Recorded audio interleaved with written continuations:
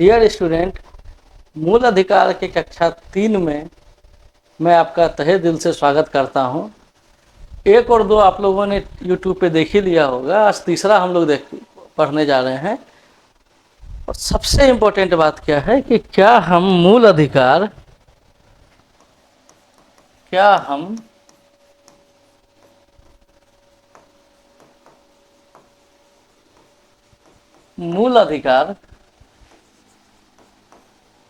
का परित्याग कर सकते हैं?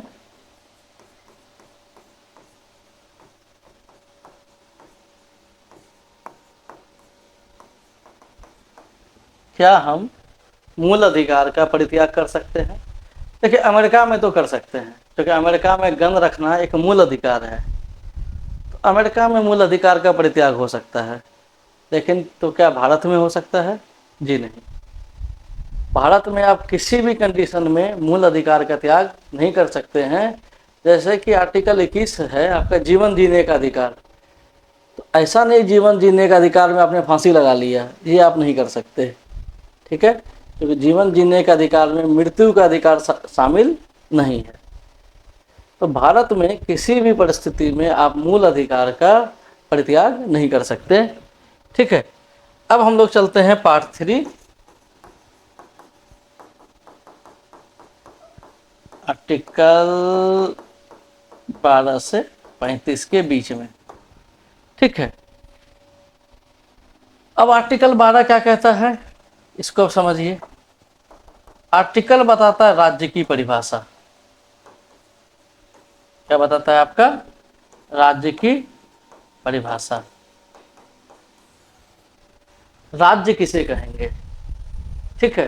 तो इसके अंदर उन्होंने 4 चीजें बताई हैं। पहला चीज क्या बताया है? भारत की सरकार और संसद। 4 में पहला क्या है? भारत की सरकार और संसद। इसको हम दूसरे शब्द में हम कह सकते हैं केंद्र की कार्यपालिका। केंद्र की कार्यपालिका।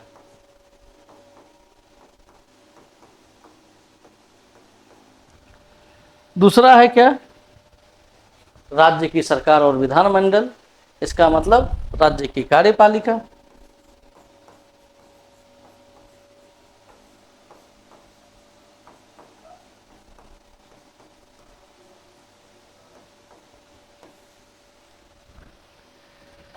तीसरा और चौथा क्या है?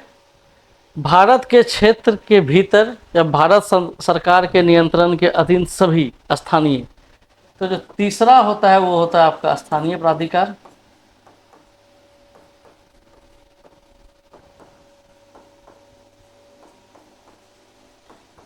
ऐसे भी अगर आप देखते होइएगा ना, जैसे 3 है, केंद्र सरकार, राज्य सरकार, तीसरा पंचायत, तो वही ये 3 है। केंद्र की कार्यपालिका, राज्य की कार्यपालिका और तीसरा आपका पंचायत की कार्यपालिका, ठीक है, जिसको आप पंचायत कह सकते हैं। और ये जो चौथा है वो है आपका अन्य अधिकार।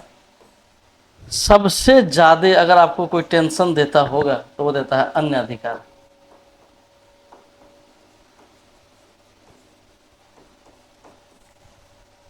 अब ये अन्य अधिकार में राज्य कौन कौन से शामिल होंगे, इसके लिए आपको कहाँ जाना पड़ता है? बार बार सुप्रीम कोर्ट के। राज्य का एक्चुअल डिफिनेशंस, राज्य कौन है, राज्य क्या है, राज्य कौन कौन से नहीं है, इसके बारे में आपको हमें कहाँ जाना पड़ता है?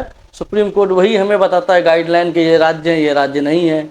कई बार जजमेंट में आ जाता है ये राज्य है, बाद में कोर्ट कहते हैं ये राज्य नहीं है। ये सब चीज़ें हमें कहाँ से डिसाइड करना पड़ता है? ऑनरेबल सुप्रीम कोर्ट के आदेश से। तो अभी जैसे अन्य प्राधिकार हैं, जैसे हम ये मान सकते हैं कि राज्य हैं, जैसे ये है LIC, ONGC, राष्ट्रीयकृत बैंक,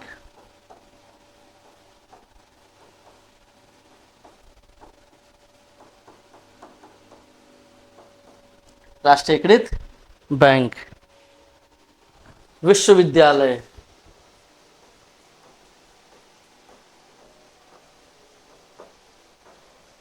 क्या है?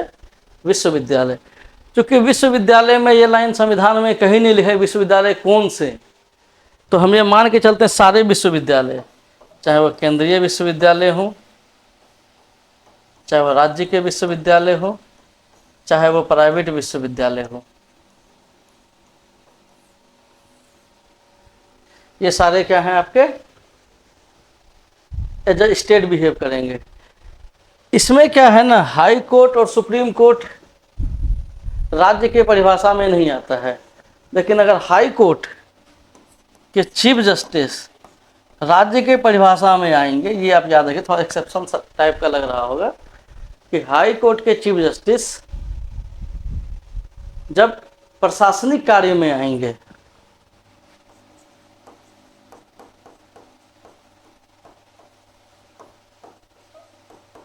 किस कार्य में आएंगे, प्रशासनिक कार्य में आएंगे, तब ये राज्य कहला जाएंगे। ठीक है, जैसे जजों का ट्रांसफर करना, नई नई वैकेंसीज निकालना, तब वो किसके अंदर आ जाएंगे, राज्य के अंदर। लेकिन जब ये न्यायिक काम करेंगे तब ये राज्य के अंदर नहीं आएंगे। सुप्रीम कोर्ट में ट्रांसफर और पोस्टिंग कोलिजियम सिस्टम से होती है, इसलिए सुप्रीम कोर्ट के जो चीफ जस्टिस होते हैं वो राज्य की परिभाषा में नहीं आते हैं। ठीक है, अब सबसे बड़ा क्वेश्चन कि कौन कौन राज्य के परिभाषा में नहीं है। तो जो सबसे ज़्यादा दुनिया का सबसे अमीर cricket board BCCI, board of cricket control of India, ये आपका राज्य की परिभाषा में नहीं आता। निजी महाविद्यालय, याद रखिएगा, विश्वविद्यालय नहीं, निजी विश्वविद्यालय राज्य है, लेकिन निजी महाविद्यालय राज्य नहीं है। NCERT, high court, supreme court, SCERT, ये सारे क्या हैं, राज्य की परिभाषा से बाहर हैं। आपको समझ में आ गया कि राज्य के कितने, अनुच्छेद 12 से राज्य की क्या परिभाषा दी गई है। तो 4 टाइप के बताए गए हैं, संघ की कार्यपालिका, राज्य की कार्यपालिका, स्थानीय और अन्य प्राधिकारी। जो हमने ये चारों चीज़ें हमने अच्छे से समझ लिया। अब उसके बाद आता है अनुच्छेद 13। अनुच्छेद 13 सबसे इंपॉर्टेंट है। अनुच्छेद 12 जहाँ राज्य की परिभाषा को बताता है, वहीं पर अनुच्छेद 13, 13(1), 13(2), 13(3), 13(4). 13(1) में क्या है, यदि संविधान पूर्व कोई विधि है,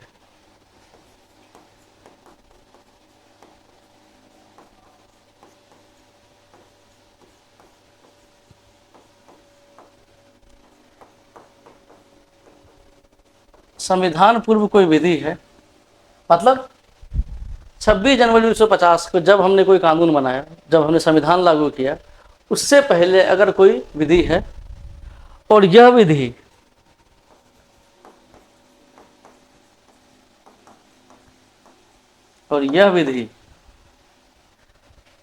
अगर मूल अधिकार का अतिक्रमण करता है,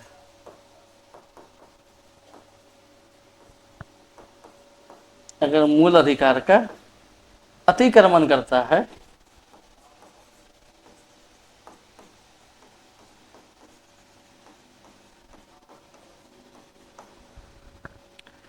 तो वह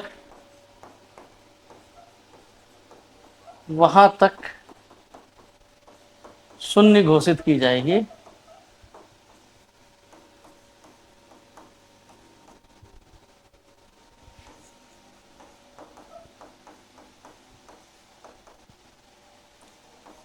आ गया बात अच्छे समझ में?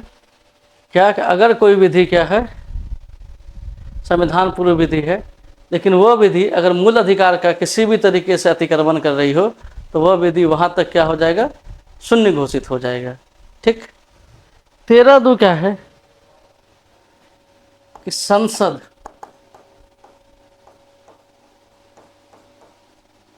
कोई ऐसा कानून नहीं बनाएगी,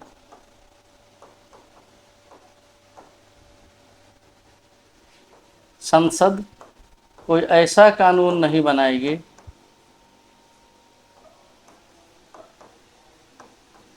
जो मूल अधिकार को अल्पीकरण करता हो,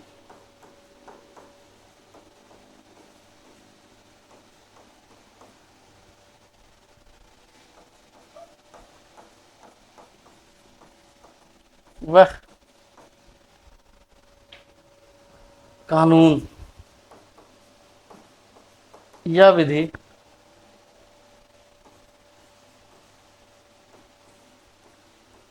वहां तक जीरो या शून्य घोषित कर दी जाएगी।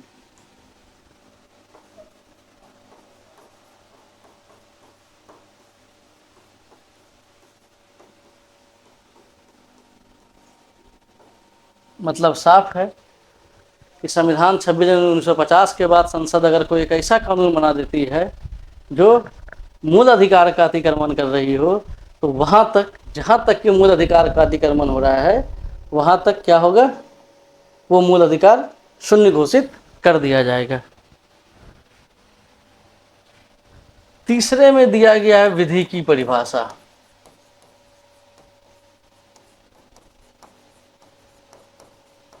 विधि की परिभाषा, ठीक है। तो विधि क्या है? अगर कोई अध्यादेश हो, कोई अधिसूचना हो, कोई उपविधि हो, ठीक है, तो वो सारे क्या कहला जाएंगे? विधि कहला जाएंगे। जैसे प्रेसिडेंट जो है अध्यादेश जारी करते हैं, गवर्नर अध्यादेश जारी करते हैं, यूनिवर्सिटी अधिसूचना जारी कर देती है कि आज जो है 12 बजे से लेकर 3 बजे तक आपकी परीक्षा ली जाएगी, ठीक है ना, आज के दिन ये प्रोग्राम होगा। ये क्या है? अधिसूचना है, एक तरीके से लॉ ही है। आज के दिन जो है पूरा ड्रेसेस में आए, ये क्या है? एक अधिसूचना है और एक तरीके से क्या है? एक विधि है। अगर आप ऐसा नहीं करेंगे तो क्या होगा? आपको उस समारोह सेमिनार से क्या कर दिया जाएगा? वंचित कर दिया जाएगा। ये क्या है? एक विधि की परिभाषा दे दी गई थी। और जो लास्ट था, जो सबसे इम्पोर्टेंट है, वो क्या है? संविधान संशोधन विधि है कि नहीं।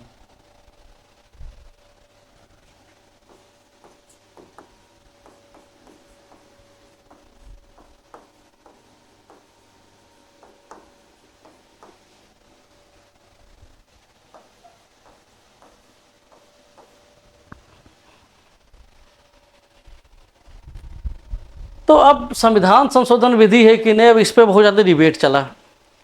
तो सबसे पहला केस जाता है कब? 1951 में सज्जन कुमार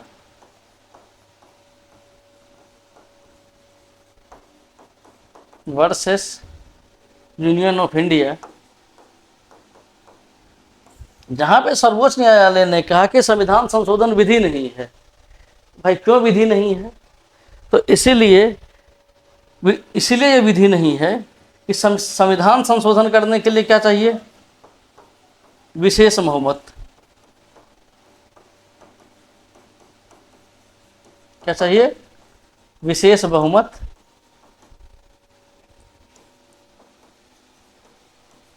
यानी कि 2/3, ठीक है। जबकि विधि बनाने के लिए क्या चाहिए?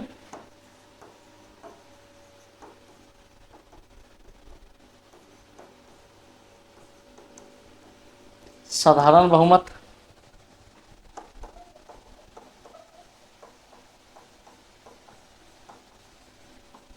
क्या चाहिए? साधारण बहुमत।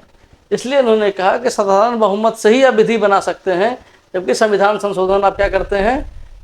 विशेष बहुमत से करते हैं। इसलिए संविधान संशोधन विधि नहीं है, ठीक है। उसके बाद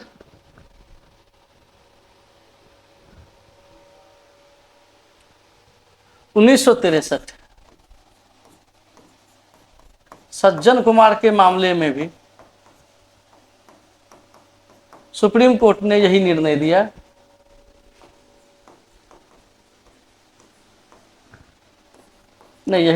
दिया कि संविधान संशोधन विधि नहीं है।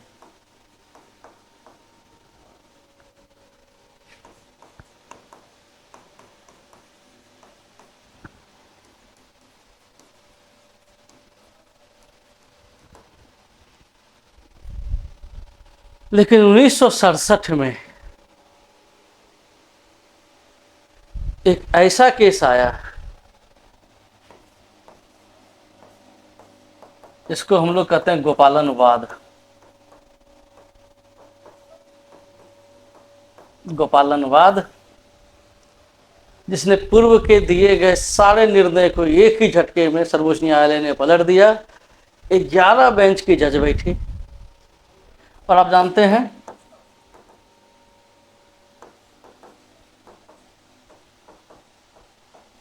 कि 5 से अगर ऊपर अगर कोई बेंच होगा, 5 जज से ऊपर अगर कोई बेंच होगा तो हम उसे क्या कहते हैं? तो हम उसे संवैधानिक बेंच कहते हैं।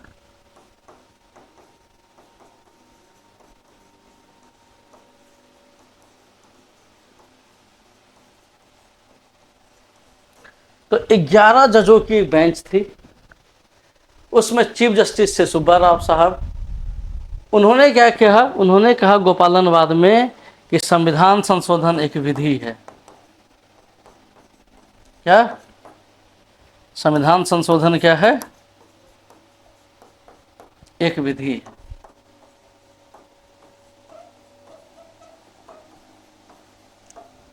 अब आप समझ सकते हैं, जैसे ही इसने ये कहा कि संविधान संशोधन एक विधि है, इसका मतलब आप 13(2) जो है, 13(2) में क्या लिखा हुआ है कि संविधान कोई ऐसा, संसद कोई ऐसा कानून नहीं बना देगी जो क्या करेगी? मूल अधिकार का अतिक्रमण करती हो, उसका अल्पीकरण करती हो। ऐसा कोई कानून क्या नहीं बनाया जा सकता? संसद के द्वारा अब नहीं बनाया जा सकता। ठीक है। अब इसके जस्ट बाद जब ये आया गोपालन केस, तो 1971 में 1971 में इंदिरा गांधी ने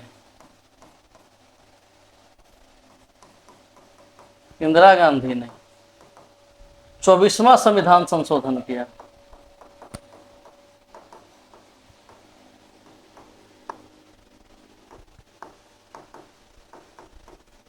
चौबीसवां संविधान संशोधन किया। ठीक है। और इस संशोधन में 13(4) को जोड़ा, जिसमें यह लिखा गया कि संविधान संशोधन विधि नहीं है।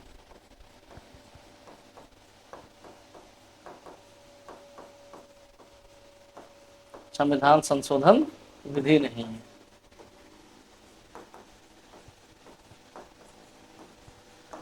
और यहीं पे कार्यपालिका और न्यायपालिका की लड़ाई देखी गई थी। एक समय इंदिरा गांधी के कार्यपालिका का प्रमुख होने के नाते कार्यपालिका ज़्यादा महत्वपूर्ण है या वो सुप्रीम है, और सर्वोच्च न्यायालय कहे कि मैं सुप्रीम हूँ, दोनों के बीच में सीधी टक्कर हुई। ऐसे में अगर आपसे ये पूछा जाए ना कि कौन सुप्रीम है, कार्यपालिका या न्यायपालिका या मान लीजिए विधायिका, तो ये याद रखिएगा तीनों में से कोई सुप्रीम नहीं है। सबसे सुप्रीम है भारत का संविधान। भारत के ही संविधान से तीनों को क्या मिलती है? शक्तियाँ मिलती है। अभी कुछ दिन पहले भी ऐसा एक विवाद आया था, जो जगदीप धनखड़ साहब ने कहा था कि पार्लियामेंट सुप्रीम है। हकीकत यही है कि कोई सुप्रीम नहीं है, ना पार्लियामेंट, ना जुडिशरी, ना आपका लेजिस्लेचर। सुप्रीम कौन है हमारा? तो सुप्रीम है केवल भारत का संविधान। इंदिरा गांधी ने इस संविधान संशोधन करके अब कार्यपालिका और न्यायपालिका दोनों के बीच में भयंकर लड़ाई छिड़ गई। एक्चुअली मूल अधिकार और डीपीएसपी के बीच में उसमें बड़ी तगड़ी लड़ाई चल रही थी।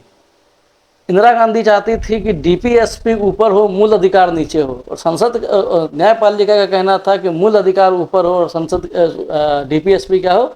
नीचे हो। और इन दोनों के बीच में आप देखिएगा कई संविधान संशोधन हो रहे हैं उस समय, 1967 से लेकर 1977 के बीच में, 78 के बीच में, यहाँ तक कि 42वां एक संविधान संशोधन हो गया, मिनी संविधान संशोधन हो गया। ये क्या था? दोनों को अपने अपने सुप्रीम दिखाने की जिद। ठीक है। और ठीक उसके बाद आ जाता है एक और केस जो सबसे ज़्यादा महत्वपूर्ण है, 1973 Keshavananda Bharati versus state of Kerala.